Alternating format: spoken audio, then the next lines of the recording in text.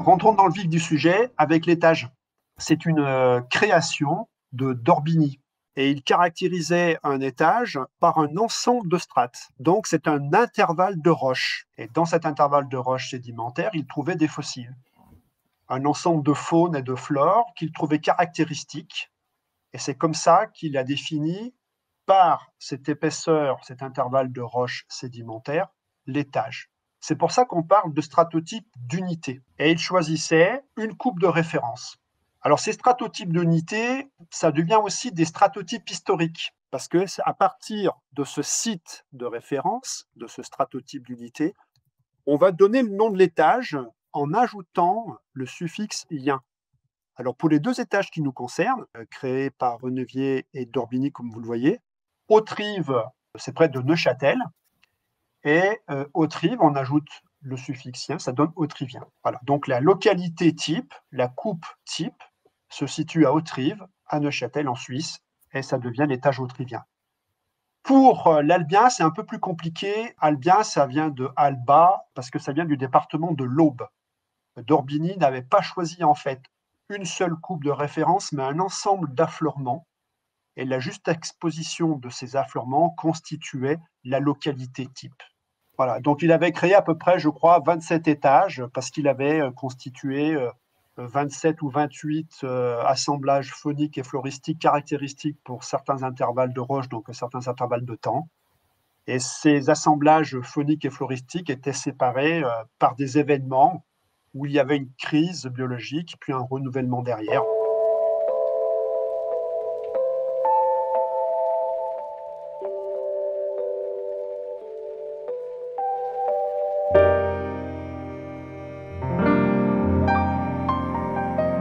La discipline que l'on va aborder ce soir, c'est la chronostratigraphie. Pour faire simple, la chronostratigraphie, ça va être notre aptitude à organiser temporellement les strates.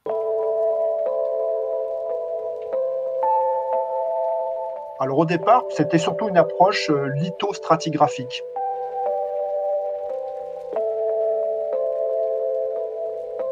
Ensuite, on s'est intéressé un peu plus au contenu en fossiles et on a fait de la biostratigraphie. Et puis au cours du XXe siècle, avec la technologie qui progresse, on a développé de la chimiostratigraphie, de la stratigraphie plutôt physique, comme par exemple la magnétostratigraphie. Et aujourd'hui, on a une approche intégrée. On parle de stratigraphie intégrée. Et cette approche globale, multidisciplinaire, va nous permettre finalement de donner un âge à ces strates. Et pourquoi donner un âge? Eh bien, ça va être pour corréler les formations géologiques. Et si on est capable de corréler des formations géologiques, on aboutit à quoi? À une carte géologique. Et ensuite, ça va nous permettre d'ordonner les événements pour trouver quelles sont les causes et les effets. Par exemple, voir si un changement climatique peut être dû à un phénomène volcanique.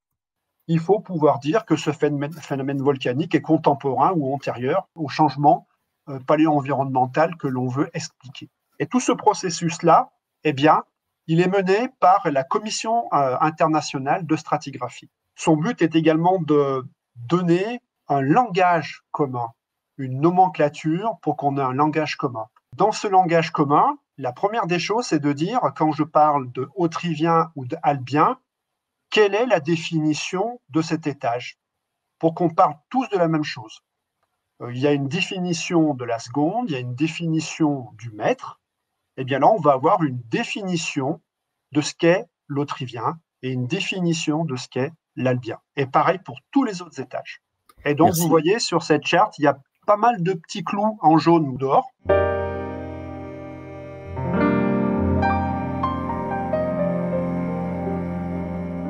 Cette conception des étages représentés par des stratotypes d'unités ou stratotypes historiques a progressivement été remplacée au cours des décennies 70-80 par les stratotypes de limites, qu'on appelle GSSP ou PSM.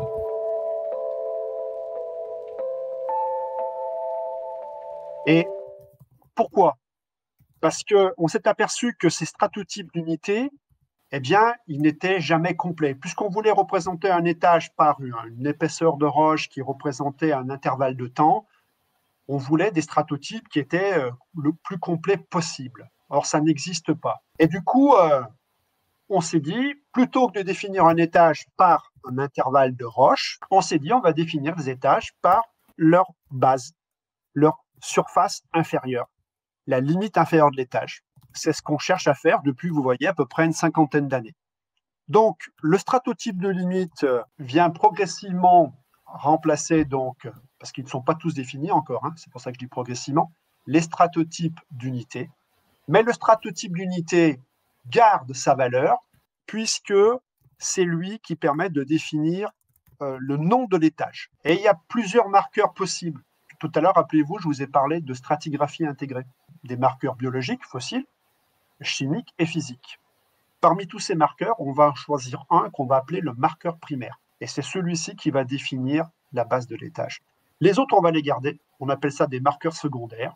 Et vous voyez, par exemple, sous le clou d'or, il y a marqué FO Acanthodiscus. FO, c'est un terme, c'est une abréviation anglaise pour dire First Occurrence, première apparition. Acanthodiscus, c'est quoi? Là, c'est un nom de genre d'ammonite. Donc, lorsqu'on va voir apparaître des représentants des individus que le spécialiste va déterminer comme étant des Acanthodiscus, cela va définir la base de l'étage ici au trivien. Alors classiquement, la question qui vient, quels sont les critères pour un stratotype de limite? Il faut un marqueur stratigraphique. Ça veut dire que lorsque l'équipe va choisir un marqueur stratigraphique pour définir la base de l'étage, certaines coupes candidates qui n'ont pas ce marqueur vont de facto être éliminées. Ce marqueur dit primaire, il doit être non équivoque.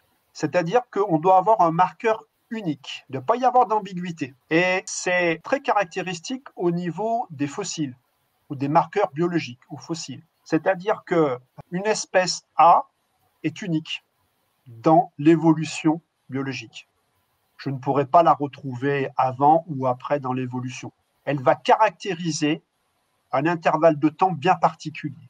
L'apparition de cette espèce, donc je vais rencontrer cet individu, ce spécimen, je sais, le spécialiste va savoir que je suis dans telle période ou tel intervalle de temps.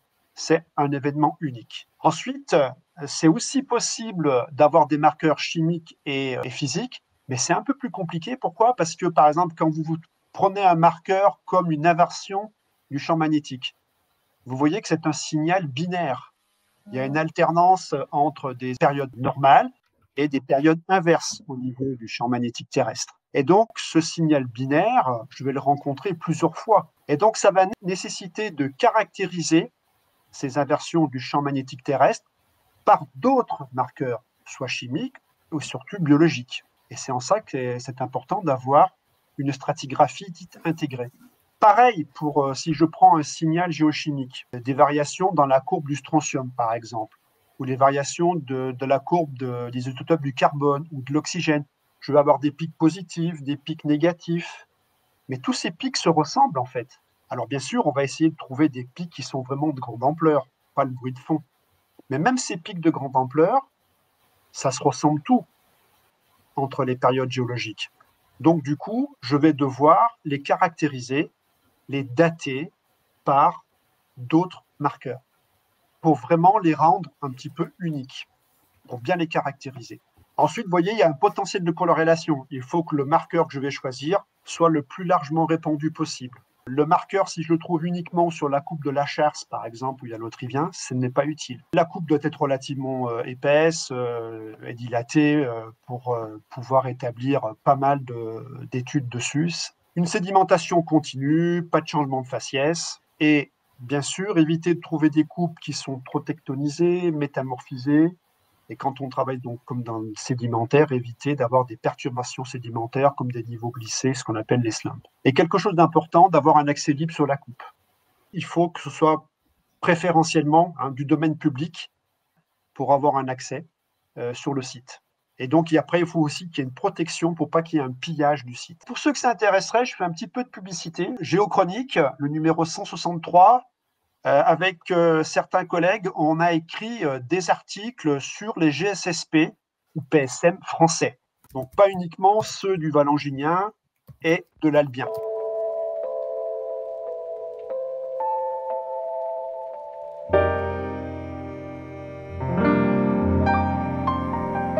Et puis vous voyez, le 29 juin 2024, là, ça va être l'inauguration du Clou d'Or.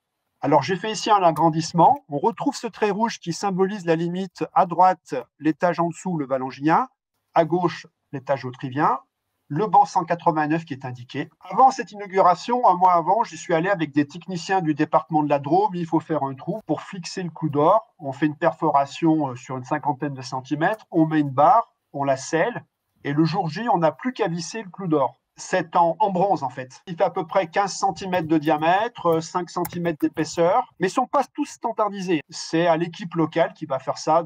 On a quelques contraintes sur ce qu'il y a gravé dessus, etc. Donc il faut quand même que le diamètre du disque soit suffisamment conséquent pour pouvoir écrire tout ça.